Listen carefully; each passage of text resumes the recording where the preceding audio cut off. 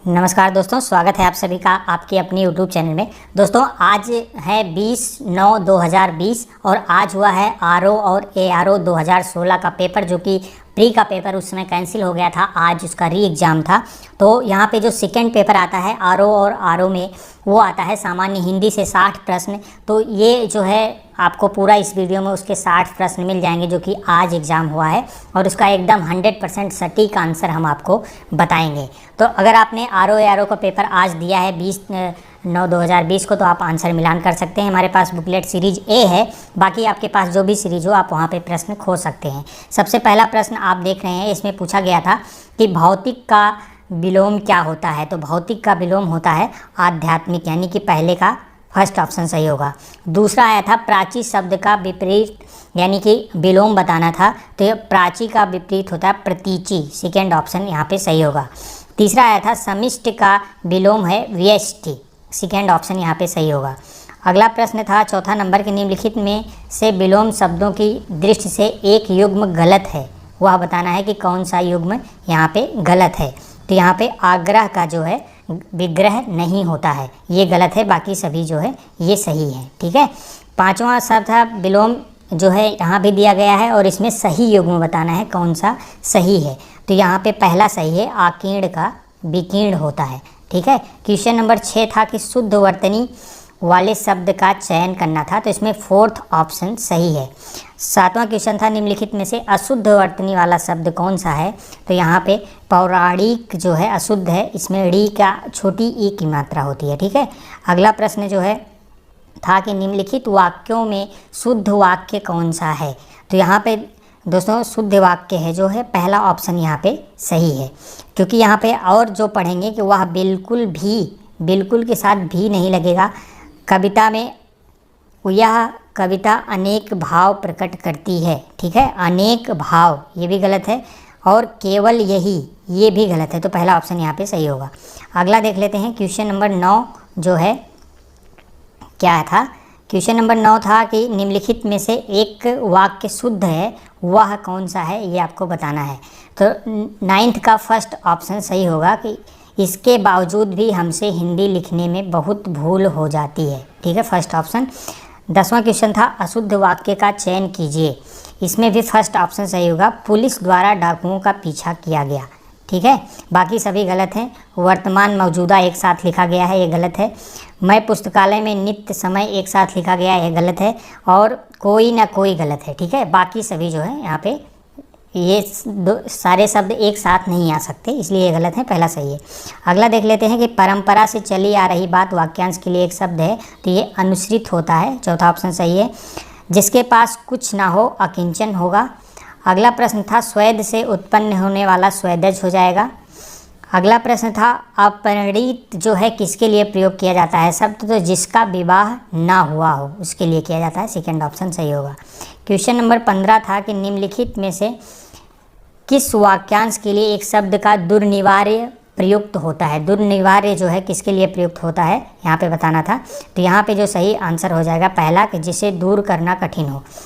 16 number question था कि निम्नलिखित में से तत्सम शब्द कौन सा है, तो यहाँ पे हो जाएगा सेकंड ऑप्शन। अगला क्वेश्चन था कि अगहन का तत्सम अग्रहायण होता है, फर्स्ट ऑप्शन यहाँ पे सही है। 18 नंबर क्वेश्चन था कि निम्नलिखित में से तद्भव शब्द खोजना था, कौन सा है, तो यहाँ पे सी ऑप्शन 14 जो है तद्भव है।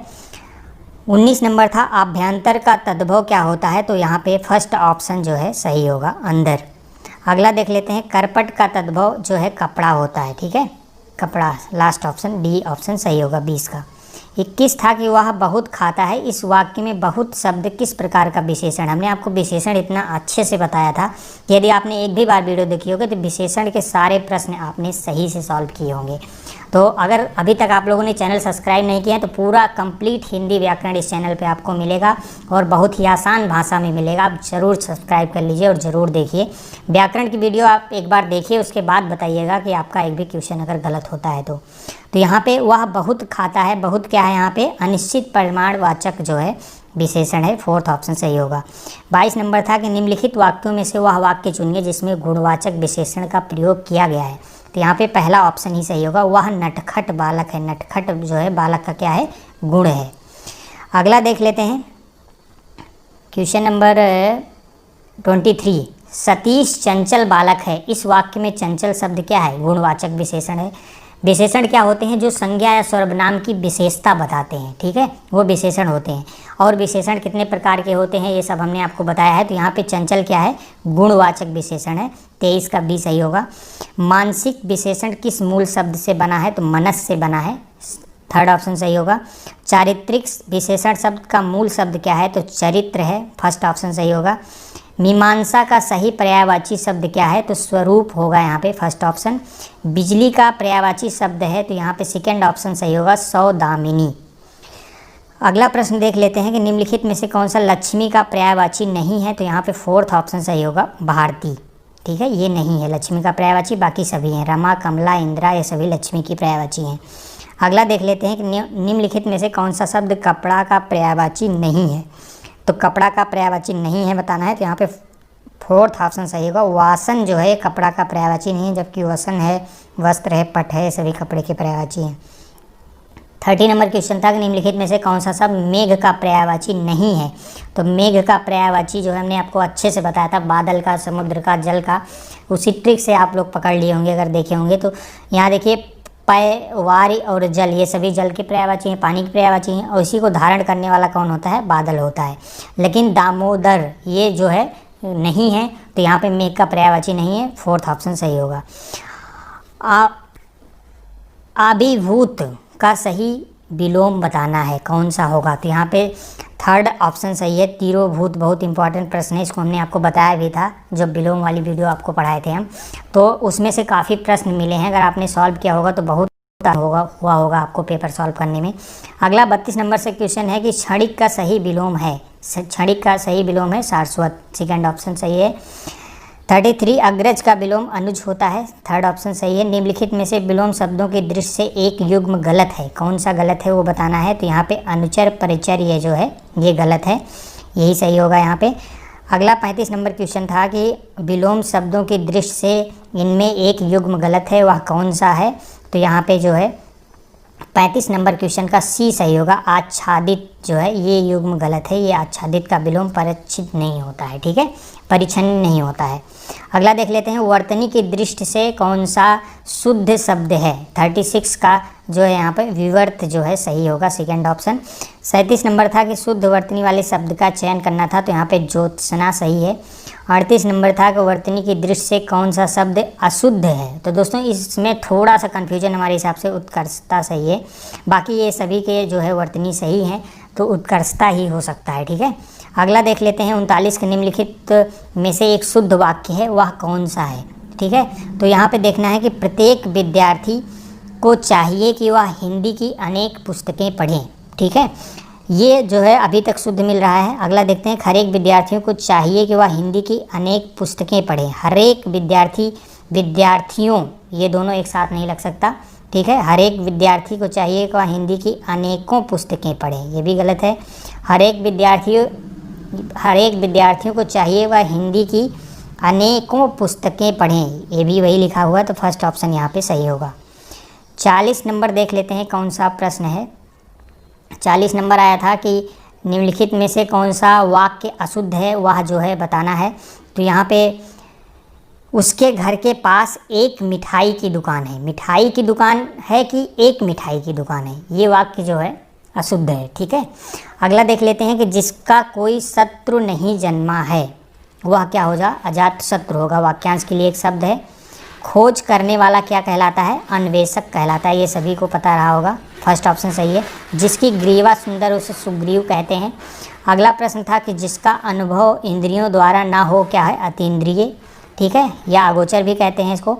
अगला था कि वाक्यांशों के लिए एक शब्द जो है यहाँ पे सही का चुनाव करना था, ठीक है। जो स्त्री अभिनय करे उसे अभिनेत्री कहते हैं, जो व्याकरण जानता हो वैयाकरण कहते हैं, आँखों से परे जो होता है उसे परोक्ष कहते हैं, ठीक है, या अप्रत्यक्ष होगा वो, लौट कर आया हुआ प्रत्यगत, ये सही है, ठीक है।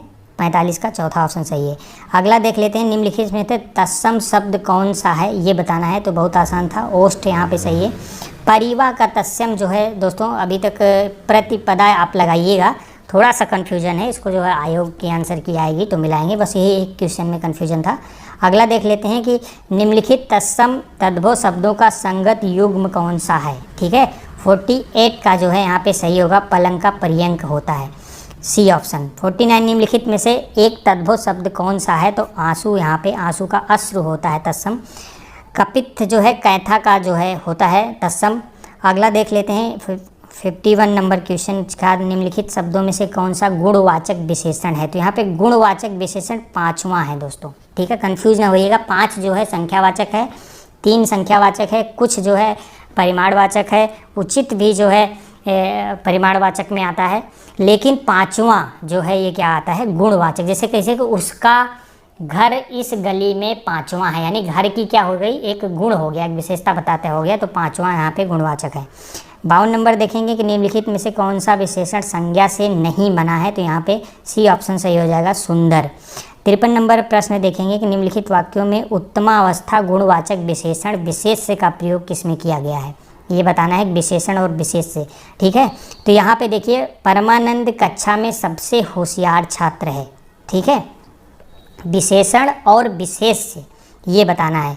मनमोहन ने इस दुकान से 1 किलो टमाटर खरीदा। ठीक है, उत्तमावाचक गुणवाचक विशेषण बताना है। ठीक है, तो यहाँ पे क्या है, होशियार छात्र, ये फर्स्ट ऑप्शन यहाँ पे सही होगा 53 का, ज़्यादा पढ़ने की ज़रूरत नहीं है।